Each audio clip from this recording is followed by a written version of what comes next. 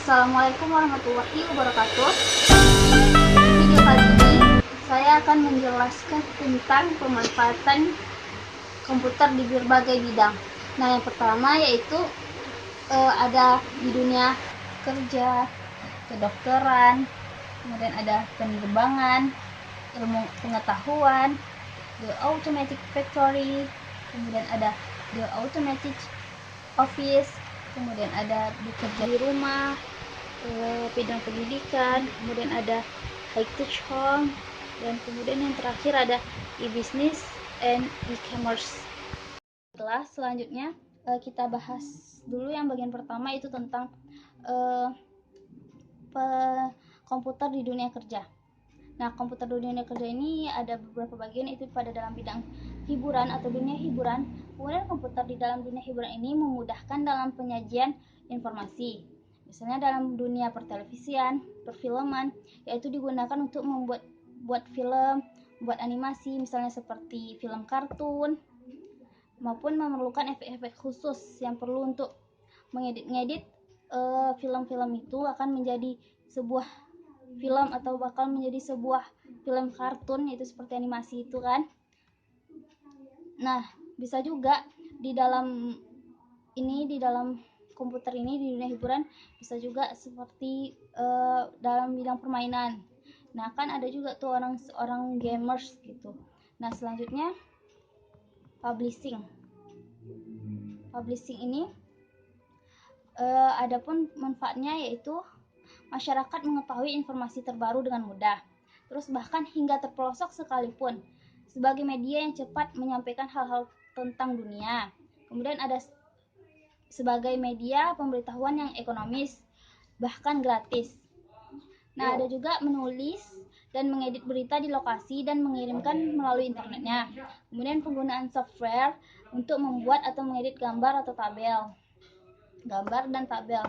Kemudian yang kedua itu ada di bidang kedokteran, yaitu pertama pada bidang farmasi. Dalam bidang farmasi ini yaitu seperti obat-obatan, komputer juga berperan sebagai untuk merekod resep dan dosis serta menyimpan data-data harga obat-obat tersebut. Nah, selain itu ada juga komputer dalam bidang farmasi ini membantu untuk mengelompokkan macam-macam obat berdasarkan kegunaannya. Misalnya seperti Panadol, Feminex, Ponstan adalah obat penahan rasa sakit dan obat-obat lainnya. Kemudian yang kedua ada mendiagnosa suatu penyakit. Nah, dengan adanya komputer, DNA yang sudah dirancang khusus di dalam bidang kesehatan bisa mendiagnosa sesuatu penyakit itu. Bukan hal yang sulit. Jadi bukan hal yang sulit lagi untuk mengetahui penyakit apa dia, karena sudah ada komputer ini. Nah, selanjutnya ada monitoring status pasien. Pasien yang sudah pernah datang atau baru pertama kali datang untuk berobat, maka mudah dilacak. Misalnya seperti data-data pasien bisa dilihat di dalam monitoring status pasien tadi. Kemudian ada melihat dan menganalisa organ-organ tubuh bagian dalam manusia. Misalnya untuk dapat melihat organ tubuh manusia ini dapat ditemukan alat-alat canggihnya. Namun hampir seluruh alat tersebut masih bergantung pada perangkat komputer.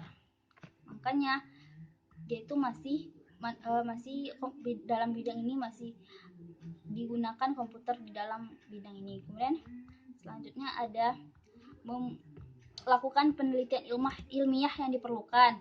Adanya memasukkan, menyimpan atau mengelompokkan dan mengolah data secara cepat dan mudah. Kemudian mengecek dan mengetahui tes darah di laboratorium sebagai alat bantu dalam pemeriksaan medis. Nah, disitulah gunanya kedokteran pada komputer ini. Kemudian ada penerbangan. Penerbangan itu yang pertama gunanya sistem autopilot. Sistem autopilot ini yaitu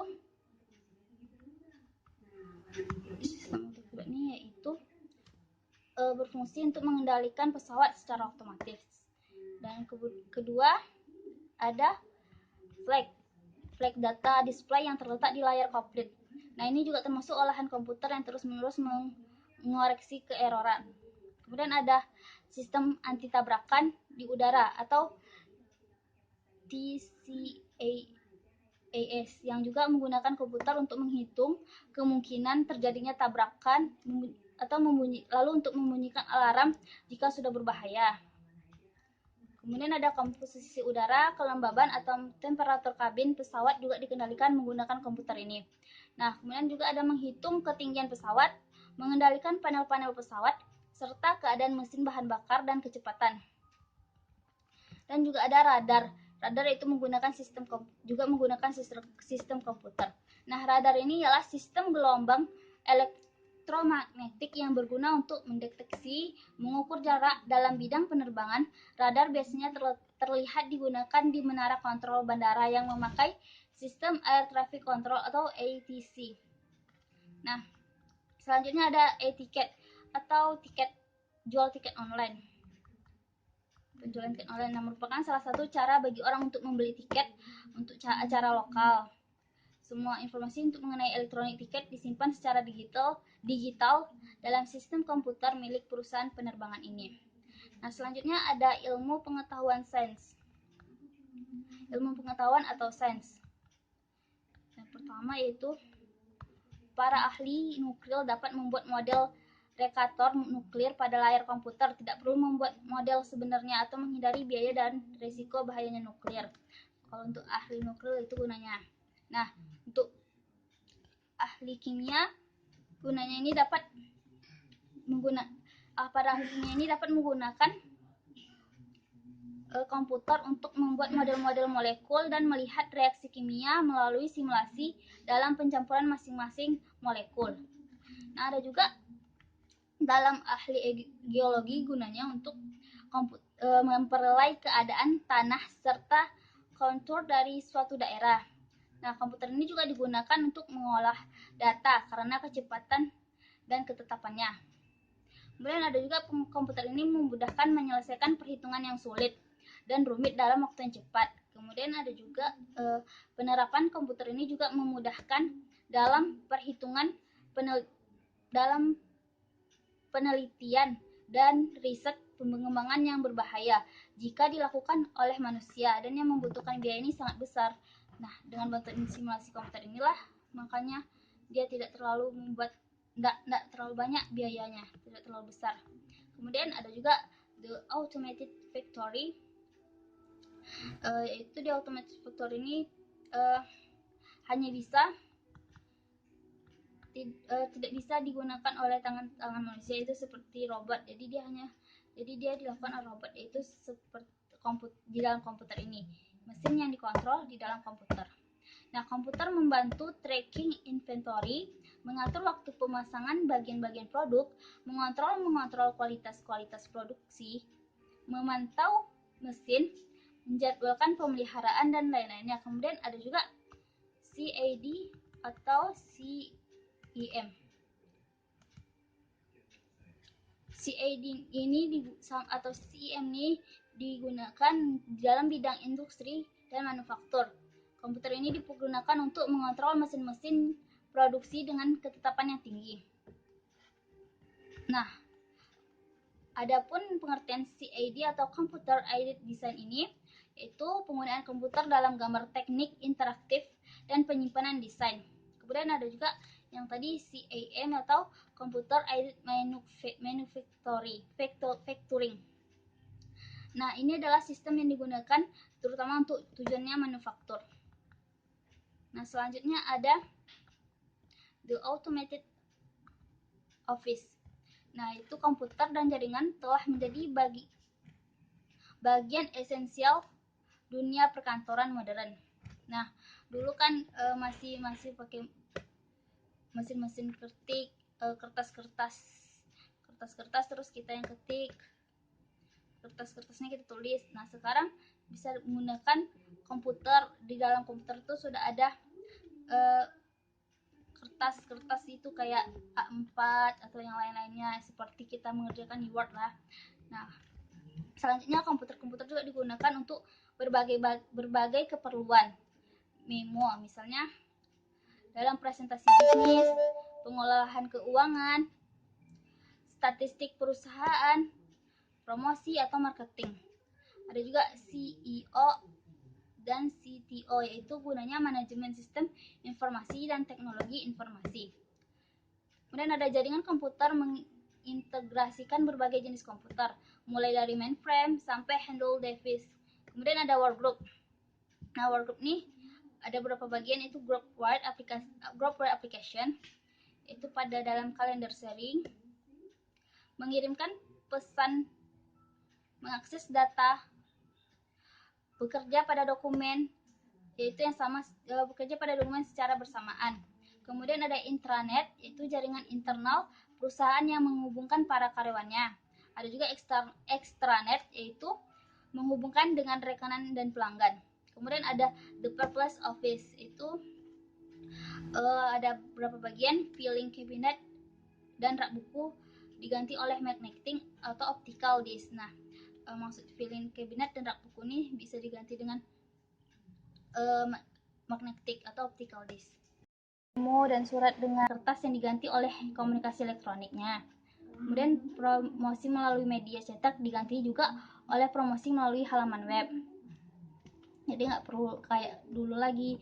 Jadi sudah lumayan gampang lah dengan menggunakan komputer nih. Kemudian ada dokumen-dokumennya, kita membuat dokumen nggak perlu lagi kita simpan-simpan, biar kalau misalnya kena kebanjiran atau kebakaran kan susah juga. Nah, sekarang sedang ada komputer ini bisa disimpan di dalam, misalnya di dalam PDF, HTML, dan lain-lainnya. Kemudian ada bekerja di rumah. Bekerja di rumah ini itu the electronic closet, teknologi yang memungkinkan orang bisa bekerja di rumah.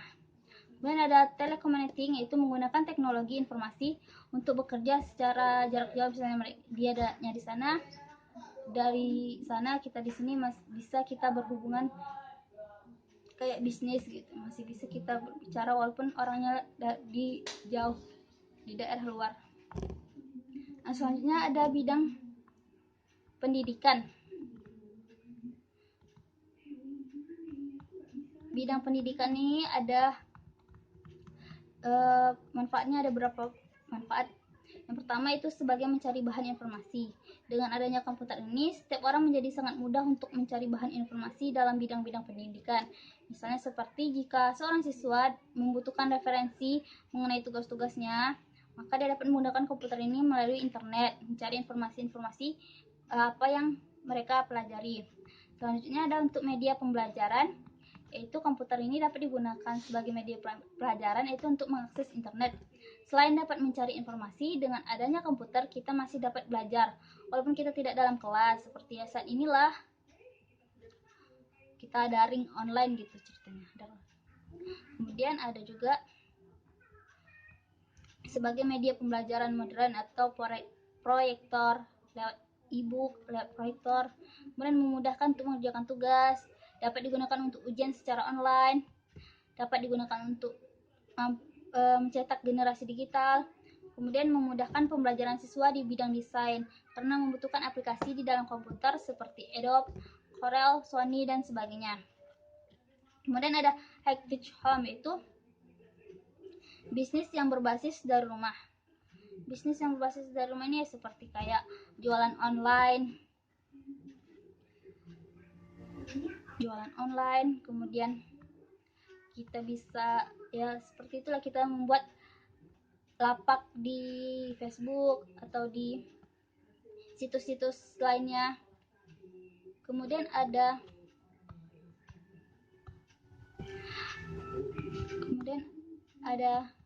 pendidikan dari rumah, misalnya seperti saat ini kita belajar dari rumah, seperti kayak ada aplikasinya, yaitu Ruang Guru.